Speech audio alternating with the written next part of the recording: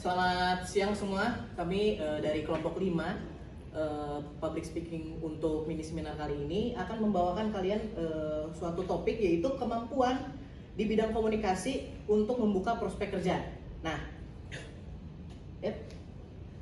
topik yang akan kita bawakan saat ini yaitu adalah untuk kemampuan berbicara untuk membuka prospek kalian bekerja di bidang ilmu komunikasi. Lalu yang kedua adalah kemampuan menulis untuk prospek kerja di ilmu komunikasi, karena gestar kita kali ini adalah salah seorang yang bekerja di copywriting. Nah, selanjutnya,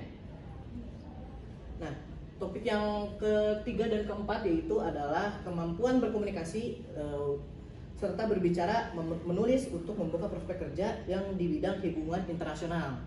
Dan yang topik yang terakhir adalah kemampuan komunikasi kreatif membuka prospek kerja di bidang kreatif marketing.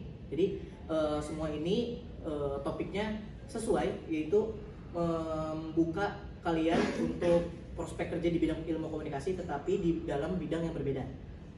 Selanjutnya, gestar kita yang akan kita bawakan yaitu adalah Mbak Richa Anissa, yaitu adalah speaker di ADA Global. Nah, ADA Global ini salah satu perusahaan multinasional yang berpusat di Kuala Lumpur di Malaysia. Lalu selanjutnya, moderator yang akan membawakan acara ini yaitu adalah saya, Radela, akan membawa acara sebagai moderator. Jadi untuk pertama speaker kami ada Jordi. Boleh dijelasin? Oke, dari sini saya akan mempresentasikan tentang kemampuan berbicara membuka prospek kerja di bidang konten kreatif. Untuk subtopik pertama yaitu peran public speaking dalam membuat konten menarik.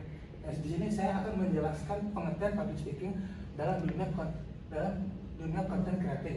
Lalu seberapa pentingkah public speaking dalam membuat konten menarik.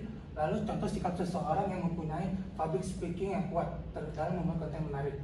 Terus yang topik kedua, peran kemampuan persuasif dan menarik audiens. Yaitu saya akan menjelaskan pengertian kemampuan persuasif dalam dunia konten kreatif.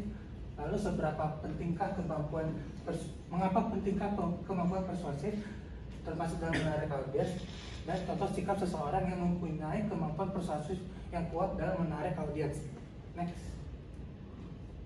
Lalu yang topik ketiga yaitu pekerjaan yang bisa diambil, yaitu YouTuber, influencer, dan host. Dan saya akan mengambil contoh-contoh dari ketiga pekerjaan ini dan menghubungkan dengan kemampuan yang tadi, yang public speaking dan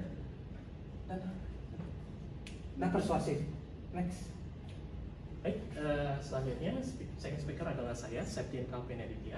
Selanjutnya, nah, saya akan menjelaskan di seminar kami yaitu kemampuan menulis membuat prospek kerja di copywriting. Nah, seperti yang kita ketahui, kita sebagai manusia seringkali atau mungkin sekarang pun terlibat dalam media atau terpapar oleh media.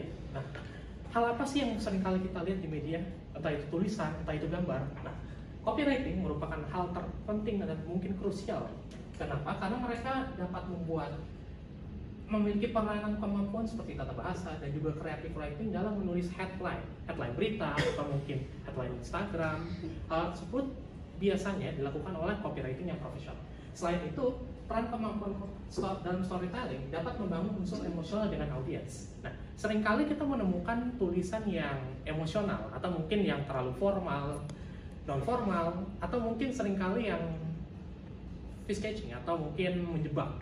Nah, hal tersebut dilakukan untuk dapat menarik perhatian. Nah, hal tersebut tentunya dibuat oleh copywriter profesional. Nah, subtopik ketiga yaitu merupakan pekerjaan yang dapat dan bisa diambil oleh seorang copywriter. Yaitu pertama ada content writer, script writer, dan juga freelance copywriter. Di mana hal tersebut saya akan jelaskan ketika mini seminar nanti. Selanjutnya ada third speaker, yaitu saya sendiri, Naila Putri. Nah, ini kemampuan berkomunikasi, berbicara, dan menulis membuka prospek kerja di hubungan internasional.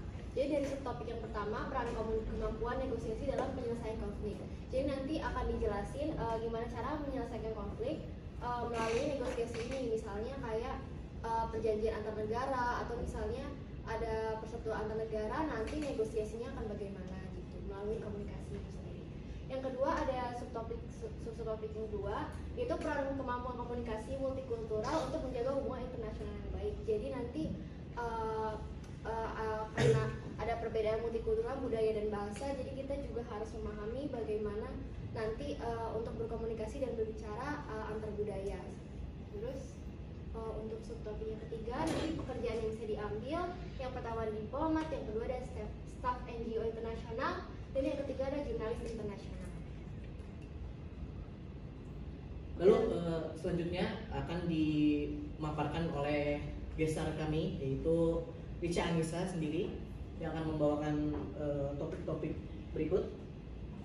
Untuk di talk show nanti kami akan membawakan subtopik yang pertama, yaitu peran kemampuan desain visual dalam menarik audiens. Karena di sini kami tahu kalau misalnya komunikasi itu nggak cukup di ngomong atau di nulis aja, makanya kita perlu ada visual aids. Itu nanti akan ditanyakan ke gestarnya. Lalu di subtopik yang kedua, peran kemampuan transplanting untuk membangun strategi pemasaran. Itu penting karena kita sebagai orang yang ingin melakukan pemasaran itu juga perlu tahu apa sih yang lagi trending di saat ini, apa sih yang lagi diminatin oleh masyarakat di saat ini. Yang terakhir, pekerjaan apa saja yang bisa diambil, yaitu meliputi social media specialist, art designer, dan marketing campaign manager. Yap, sudah topik-topik yang kita akan bawakan nanti di waktu mini seminar nanti. Jadi terima kasih, kami dari kelompok 5 pamit undur diri. Oke, baik.